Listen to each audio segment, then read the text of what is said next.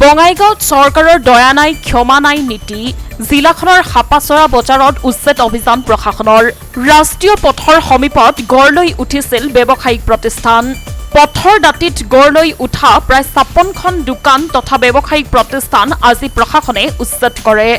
ইয়াৰ পূৰ্বে জাননী জাৰি কৰিছিল প্ৰশাসনে কিন্তু প্ৰশাসনৰ জাননী কেৰেপ নকৰাত আজি এক্সকেভেটৰৰ সহায়ত ব্যৱসায়িক প্ৰতিষ্ঠানসমূহ উচ্ছেদ কৰে উচ্ছেদৰ সময়ত মানিকপুৰ ৰাজচক্ৰৰ চক্ৰ বিষয়া ৰাজেশ সিং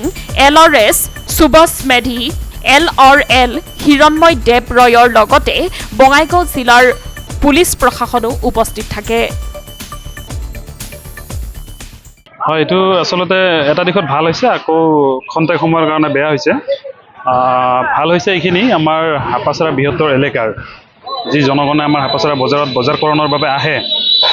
ফৰলেন ঘাইপথ নিৰ্মাণ হোৱাৰ পিছত আমাৰ ৰাইজৰ খুবেই সমস্যা হৈছে ইয়াতে সঘনাই দুৰ্ঘটনা সংঘটিত হৈ আছে বিশেষকৈ দোকানবিলাক আপোনাৰ ৰাস্তাৰ কাষত উঠাৰ কাৰণে দোকানবিলাক এবাৰ ৰাষ্ট্ৰীয় ঘাইপথ প্ৰাধিকৰণ যি NSI দিছিল তেওঁলোকৰ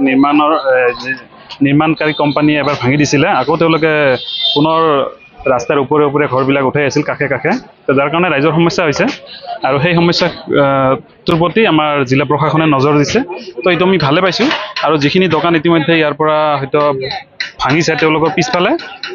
প্ৰত্যেকজন দোকানীকে বজাৰ কমিটিৰ ফালৰ পৰা নিশ্চয় উপযুক্ত ঠাই দিব দোকান পোহাৰ কৰি খোৱাৰ কাৰণে তো কোনো সমস্যা নহয় এনে ৰাইজৰ সুবিধা হৈছে কিন্তু খন্তেকীয়াভাৱে দোকানবিলাকৰ কাৰণে দোকানৰ গৰাকীৰ কাৰণে অলপ অসুবিধা হ'ব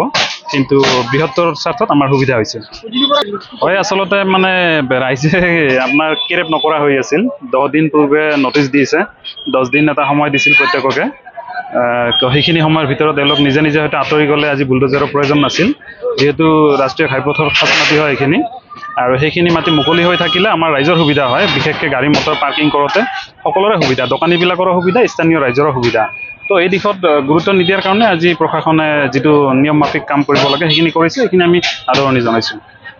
মানিকপুৰৰ পৰা আজিজুল হকৰ ৰিপৰ্ট সংবাদ লহৰ